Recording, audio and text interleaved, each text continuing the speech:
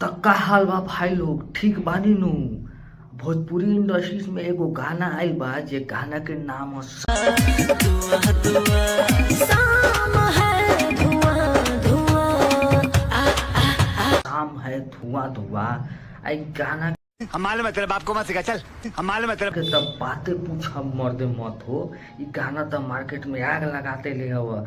तो असली एगो छोट मोट अरे कहना क्या चाहते हो? कलाकार के गाना हवा संजय पांडे के शाम है धुआं धुआं। ई गाना इतना बेहतरीन हमरा लगल बा, इतना मस्त गाना हवा। और गाना के तब बातें पूछ, गाना तो साफे मार्केट में धुआं धुआं कर दिले बा। जैसन गाना के नाम हो वैसे ही धुआं धुआं आज मार्केट में कर दिले बा गाना। यही बीच अबे जल्दी बोल, कल सुबह पनवेल निकलना है। अपने के भोजपुरी इंडस्ट्री के ट्रेंडिंग स्टार खेसारी लाल के भी गाना यह वही हुआ शाम है धुआं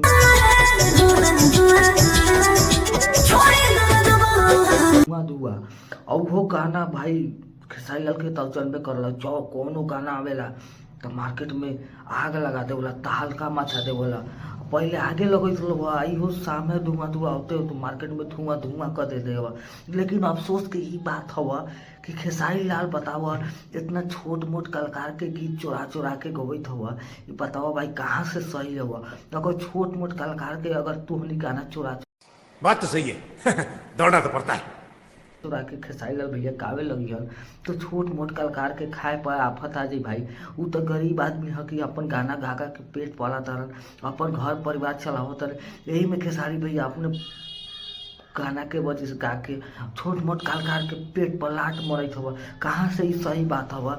अगर भैया खेसारी लाल अगर हर कलाकार के गाना चुरा चुरा के गावे लगियन तो छोट मोट कलाकार तो रोड पा जाइए भीख मंगियन। तो अपने खेसारी लाल भैया ऐसे मत करी। अगर गाना ही गावे के बा तो अलग तरीका से लेवल से अपने के खुद लिखल गाना गवाई। अगर हमार वीडियो अगर अपने लोगों के अच्छा लगे तो एगो लाइक एगो कमेंट करके अब वीडियो ज़्यादा से ज़्यादा शेयर करम ताकि और लोगों के देखेला मिल जाए। तो धन्यवाद भाई।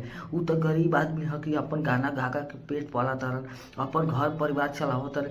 यही में खेसारी भैया अपने गाना के वजह से गा के छोट मोट कलाकार के पेट पर लाट मरत हुआ। कहाँ से ये सही बात हुआ। अगर भैया खेसारी लाल अगर हर कलाकार के गाना चुरा चुरा के गावे लगियन तो छोट मोट कलाकार तो रोड पा जाइए भीख मंगियन। तो अपने खेसारी लाल भैया ऐसे मत करी। अगर गाना ही गावे के बा तो अलग तरीका से लेवल से अपने के खुद लिखल गाना गवाई।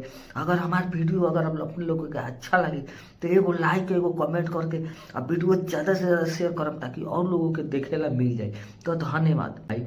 उ तो गरीब आदमी है कि अपन गाना गा गा के पेट पाला तरन, अपन घर परिवार चलावत तरन। यही में खेसारी भैया अपने गाना के वजह से गा के छोट मोट कलाकार के पेट पर लाट मरत हुआ। कहाँ से ये सही बात हुआ।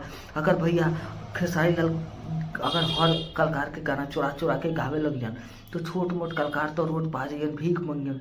तो अपने खेसारी लाल भैया ऐसे मत करी। अगर गाना ही गावे के बा तो अलग तरीका से लेवल से अपने के खुद लिखल गाना गवाई। अगर हमार वीडियो अगर अपने लोगों के अच्छा लगे तो एगो लाइक एगो कमेंट करके अब वीडियो ज़्यादा से ज़्यादा शेयर करम ताकि और लोगों के देखेला मिल जाए। तो धन्यवाद भाई। उ तो गरीब आदमी है कि अपन गाना गा गा के पेट पाला तरन, अपन घर परिवार चलावत तरन। यही में खेसारी भैया अपने गाना के वजह से गा के छोट मोट कलाकार के पेट पर लाट मरत हुआ। कहाँ से ये सही बात हुआ। अगर भैया खेसारी लाल अगर हर कलाकार के गाना चुरा चुरा के गावे लगियन तो छोट मोट कलाकार तो रोड पा जाइए भीख मंगियन। तो अपने खेसारी लाल भैया ऐसे मत करी।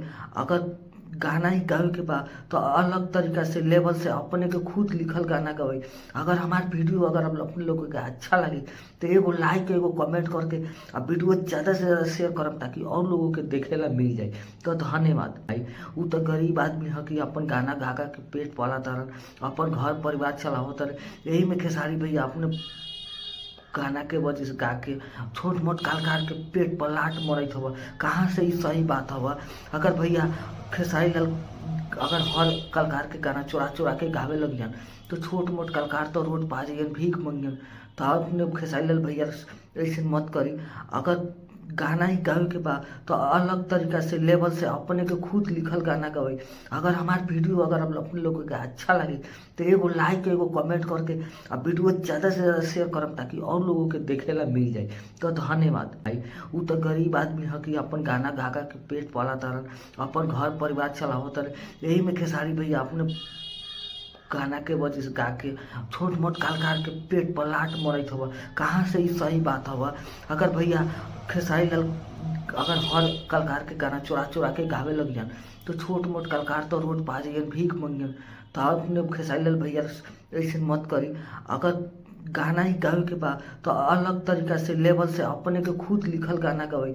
अगर हमार वीडियो अगर आप अपने लोगों के अच्छा लगे तो एगो लाइक एगो कमेंट करके अब वीडियो ज़्यादा से ज़्यादा शेयर करम ताकि और लोगों के देखे ला मिल जाए।